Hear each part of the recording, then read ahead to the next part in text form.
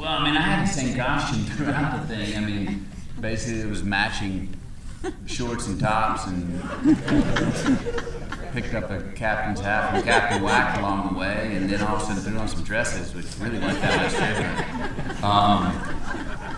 You know, and it was just the big question every morning was orange thong, purple thong.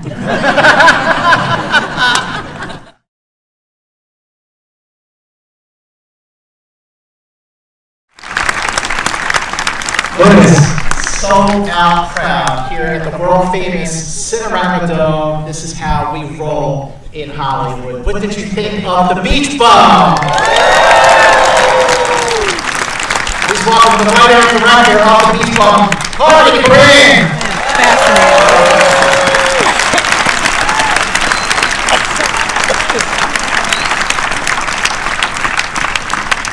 Please welcome Stefania LaVie Owen.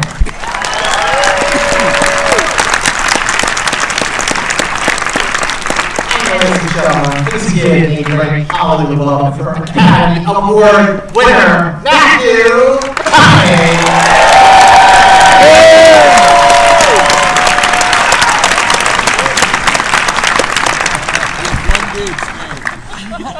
That's my man. Army, what were you looking to do after, let's hear it for Spring Breakers, ladies and gentlemen? What were you looking to do after Spring Breakers, and how did that come around to the Beach Bum? What was I looking to do? I was just tripping out, and I was making a lot of paintings and drinking Mountain Dew and Crunchwrap Supreme.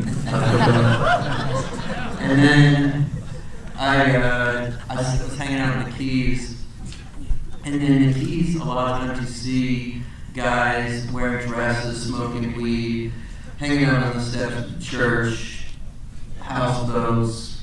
It seemed really rife, you know, for a comedy. I grew up on Cheech and Chong movies and stuff. I like this idea of a kind of cosmic America. I don't know if it really exists anymore, but it exists sometimes in my fantasy, my dream. And then I just started thinking about this character of a dog and wanted to do a comedy and put it in that world, and then that's kind of how it happened. You know, I've read a lot since South by Southwest at the premiere, and people have said, oh, this is Harmony Korine's most mainstream movie. Yeah. What do you think when people say that? I mean, everybody is the other one seeing nuts. What's your take on, Matthew, how Moondog ends the movie pretty much the way he started the film? Like, there's no, he doesn't change, he's still Moondog, he's the same person he was. Everything else around him changed. Yeah. No, that's not by, I'm not going to say intention, because this was all about rhyme, not about reason. This was all about music. But I mean, you know, I can sit there and say, look, most people in life, you know, don't have their second and third act linear big changes and come to God moments and change that much. And I don't think we do. But this character, Moondog, is quite a cosmic cat. At the same time, his axioms of his approach to life is quite practical, whether you choose to prescribe to it or not. The fact that if you do not give crisis credit, you have no crisis in your life, that's a mathematical, that works out. that can work. I'm not going to, you know, to what end? I don't know. To what end you end up, you know, getting everything that everyone in any modern sense of the world says is what you need to get, which is go get the gold. He gets the money, and then what? Blow it the fuck up. That wasn't what I was after anyway. This is still part of the song, you know. And I think that was the thing with Moondog that I get from, you know, the film, is that whether it was pleasure or pain or a broken leg or getting exactly what he wanted. It was all just another note in the song of his life, and I think that's so. In that, it's all one song. It's not like he gets to the end, he's like, "Oh, I'm a different kind of poet now. If you look at it, I noticed it last night, it's my third screening. After Minnie passes away, and he goes around figuring out what he's going to do, once he gets back in the game, he doubles down on the pleasure and the hedonism. He throws more cards in. So, it's not like he gets, he backs up. He goes further into it. Yeah, that's a good point. And in that way, it's quite an endurance story. And yes, obviously, Moondog's appetite is a lot of people's indigestion, but that's part of the message. Some people have larger appetites. I've met a few of them. I've been there myself. Stefania, what's your take on how Heather, of anybody in the film, is the voice of reason? She's the pillar of strength. Well, I think Heather is an observer in the movie, so she's watching all the chaos unfold, and she's very used to the chaos as well, and she's not surprised by her father and what he does.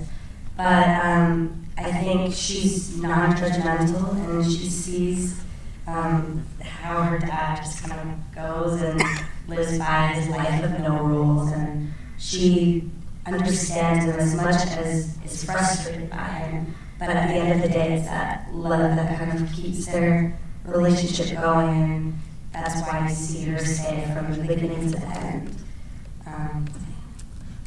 Harmony, when you were looking at cast Moondog, what made Matthew the perfect choice? Are you kidding? Oh, That's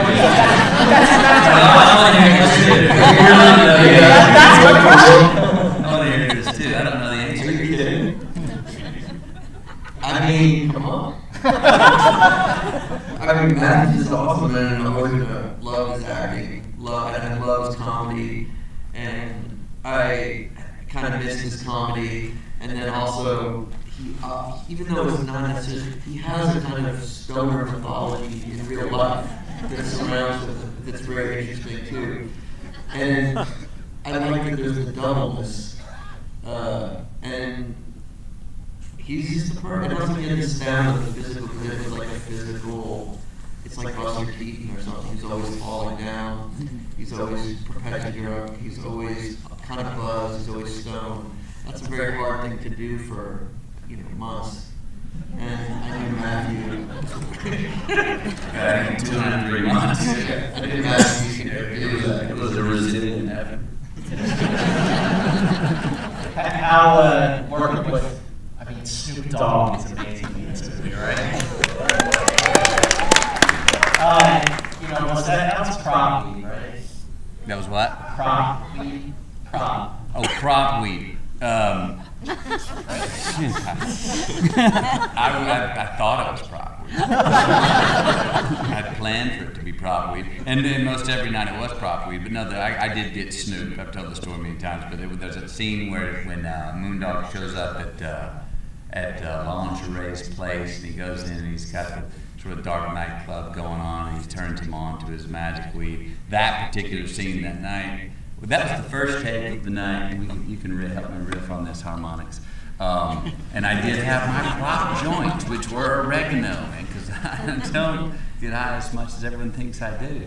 And I tell Snoop, this is the weed I'm smoking here. I tell Props, yes, this is the weed. So we do the scene, and as you know, Moondog's not a guy who takes little bitty hits. Moondog's a guy who's pulls up. Well, the scenes, Harmony kept the camera rolling. So it was a long take, 7-8 minutes, which is enough time for 2 men to pass the joint around until that joint's done. And about at minute 6, I started to feel like there were some old, dried, stale, crispy Pringle potato chips under my feet that were cracking, but yet it was a marble floor, so that couldn't be possible. And as soon as we cut, Snoop goes, "Yo, Moondog." I said, "What?"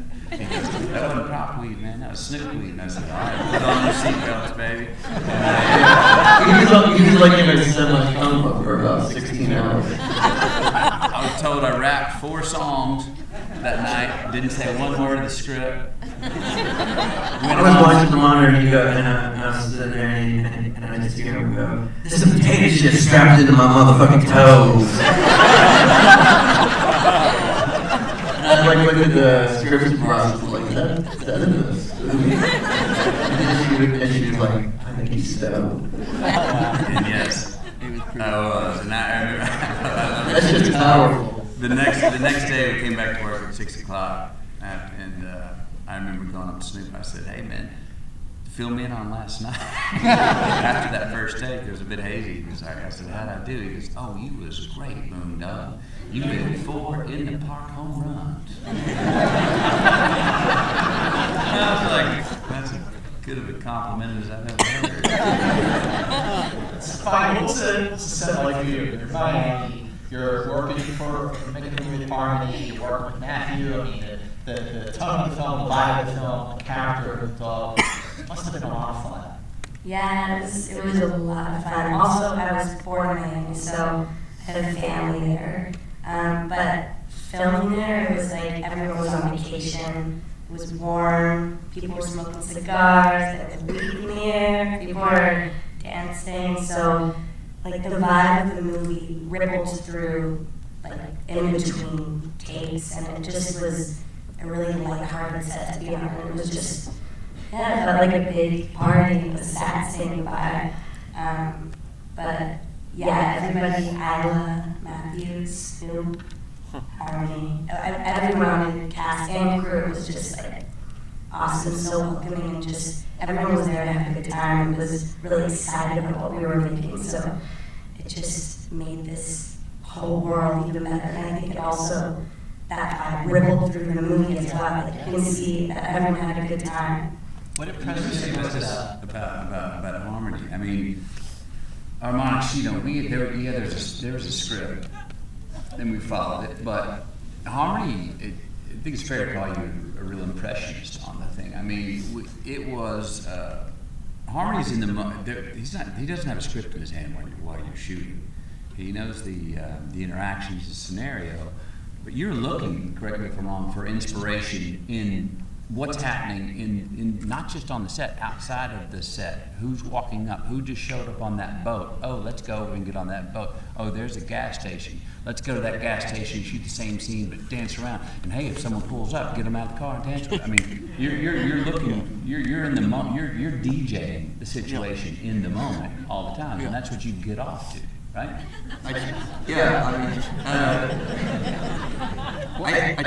I try to make the movies more like an experience. I say it's more like I think it's like a liquid kind of narrative, liquid cinema. It's more about a feeling. So I'm not really concerned with like traditional continuity, or even, you know, we follow the script, but really it's more for me about an energy and having the movie move through you in a way sometimes it's beyond like a simple articulation. And so the script really is just a starting off point. It like contains the ideas and the story. But then I'm very interested in kind of creating an environment where, you know, where it leaves the page and becomes something else. What were maybe some of the scenes that we saw that came out of that loose, super loose vibe that you were just describing just now too? Well, one, the gas station scene under the lights, I mean, there's many, but one was that we were done shooting that night. It was 4:30 a.m., the sun was rising, we were done, wrapped, walking back to the set, walking back to our trailers to get cleaned up and go home for the day. Wow. And you go, oh, look at that parking lot, that gas station with the lights on. What if Moondog was like dancing in the, you know, around in the middle of the gas station, and I'm like, by that time I'm like, done, here we go, and I'm dancing, and you're like, yeah, and then someone pulls up, and it's like, yeah, and I'm over there in the car getting people out of the car, and those people in the scene had pulled up to get gas at 5 a.m. on their way to, you know, Palm Beach. I don't know. I'm just like reading a scene there. I'm like, oh, I don't want to stop. Like, I just want to keep going. What was that? So what was that process like for you, Stefania? It was really exciting. There was this side to it that was scary as well, because usually you stick to the script, you say the lines, get on set, it's pretty straightforward, but I remember getting on set for the first time, sitting down with Harmony and wanting details about, okay, what is my character now? Like, how do you want her to be? And I remember just discussing it, and it was like, okay, well, yeah, we can try it that way, or we'll just see how it is on the day. So I was like, and then I remember I started working on my first day, and it was true. It was like you had the base as kind of a jumping point, and then wherever it went, you just kind of rolled with it. And it was very freeing. I learned a lot, especially like working with Matthew and Iowa. I had the good support to kind of play on. So I wrote. I'm a big note taker. Stop. Come on. I wrote, so I'm like scenarios, and I'm like the first week I have 4 pages of great notes that I give to Tony. I send them in over text on a Friday because we're gonna work Monday, and I show up Monday. He's like, hey, we get going. And all of a sudden he hadn't said anything to me about like, hey, got those notes. like this, don't like this, don't like this. So we're going through that, and we start going out, and all of a sudden I was like, hey man, did you read those notes? He's like, yeah, man. And I go, what do you think? He's like, yeah, all of it, yeah. And all of a sudden I go, you son of a bitch, you didn't read one word. He's like, yeah, just do that. You didn't even open that document. Because he was already in the game. We were on the dance floor. And I think that's part of your just affirmative gas on the fire or whatever you wrote. I'm not even reading McConaughey because we're on the same making this thing. I knew you had the notes in you. Matthew, what impressed you the most about Stefania? So in this, you're surrounded by cosmic, wonderful lunatics to the marvelous. That were not attached to the ground. Yet she had a character that was really one of the most grounded in the whole thing. For sure. As a voice of reason, a voice of, hey, man, I want to talk to you about some understanding and consequences, and the fact that I'm your daughter, and this is not, I've got to be the adult here. And she was the adult in this situation. So to do that, and also be on set where all of this wonderful lunacy is happening around her and levitated approaches to reality are being thrown upon her, it can be incredibly tempting to go, well, I want to get in on the fun. I want to get in on the jive. I want to get in on the joke. I want to sling some mud here and have some fun.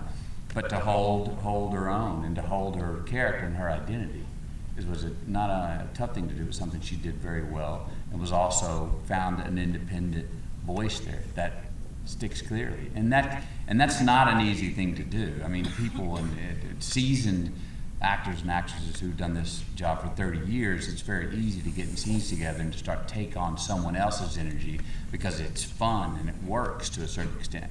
But it also delineates, it can cut off a delineation of identities of character and have opposition. So she's one of Moondog's great oppositions, one of Moondog's great resistance. And in the film, Moondog does not have much resistance or much opposition. And she's stuck to that and still was in that. You could tell we were father and daughter, and we still loved each other, and she wanted the best for me, and I wanted the best for her, and it wasn't something, yay. Great job. Let's open it up to the audience if you have any questions, and now will be an awesome time. It's got to be. Okay, yes. But hang on. You're sitting in the front, so I'll give you one. Thanks, Scott. You guys had a great soundtrack to this film. Can you talk about the songs together?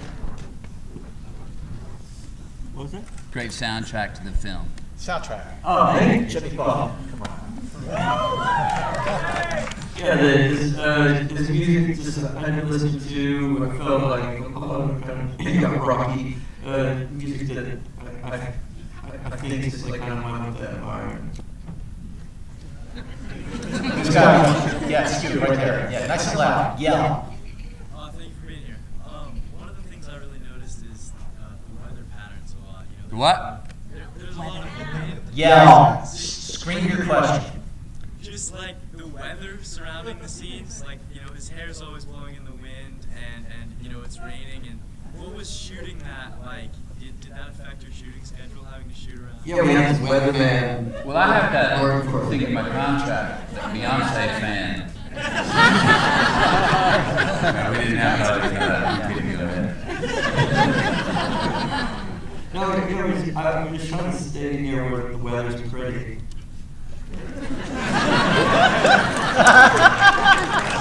Wait, so I read something today that somebody said each scene, each sky looks like someone squeezed peach juice all over it. Yeah, Pretty good it's stuff. pretty. It's so pretty down there. It is. That's part of the reason you live there. Yeah, I live there. It's so nice. All right, let's go. You right there. Yeah. Matthew, tell Yeah. us your favorite costume, and Harmony, tell us about the costume designer and working on all these wonderful costumes that were in this movie. Favorite costume designer. Well, I mean, I had the same costume throughout the thing. I mean, basically it was matching shorts and tops, and picked up a captain's hat from Captain Whack along the way, and then all of a sudden threw on some dresses, which really weren't that much different. You know, and it was just the big question every morning was orange thong, purple thong. I mean, it was probably a cat. Oh, where's the cat? Who got the cat? That's good. Yeah. That's good. It's probably somewhere in the keys. Okay, here. You get the mic. Which, for Matt, what is your most challenging scene in the movie? And also for Stefania, please. Most challenging scene in the movie. Yes.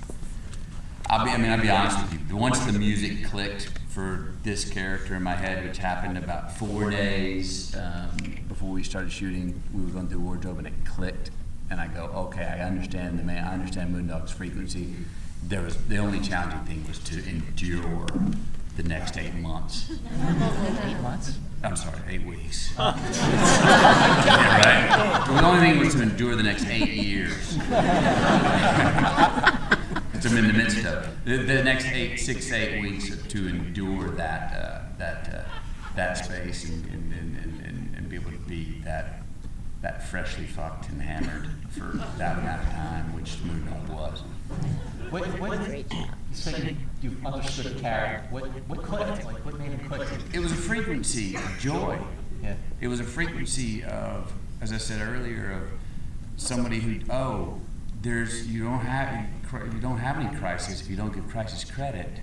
And it was a frequency of the world is, I'm a song. I'm singing a song going through life, and if I run into something that doesn't go my way, and I lose my money, or if I do get what I want, Moondog gets relative really quickly, immediately. Like, this is great. And he's the ultimate optimist, but realist that way. And someone could call it denial. Well, Moondog's pulling it off, and it is a practical trait to getting through life. How long you can hold out and make it last. But he's also was a ruthless cat. Moondog. If the world doesn't entertain Moondog, or if someone doesn't entertain Moondog, he dismisses them quickly. You're out. He's ruthless in that way. But I mean, to just go. But he's also all about joy. He's bringing something, maybe too much, to your party, but he's bringing some yes to anything he does. So as soon as I clicked into that joy, that was on another level. And seeing consequences, good or bad, as just another note in the music, in the song of his life. I was like, I got it. And then it was easy, so it wasn't challenging. The thing was to not be challenged. So I never felt challenged. If I felt challenged, I was thinking too much. Well, ladies and gentlemen, here's how you can help. So everyone in this room, we're all on social media. How do you spread the word about who you love these days? You go on Facebook. You go on Twitter, you go on Instagram. If you're still using MySpace, that's totally cool. But please do spread the word about the Beach Bum Hollywood. Thank you so much. Thank you, guys. Thank you so much. Thank you so much.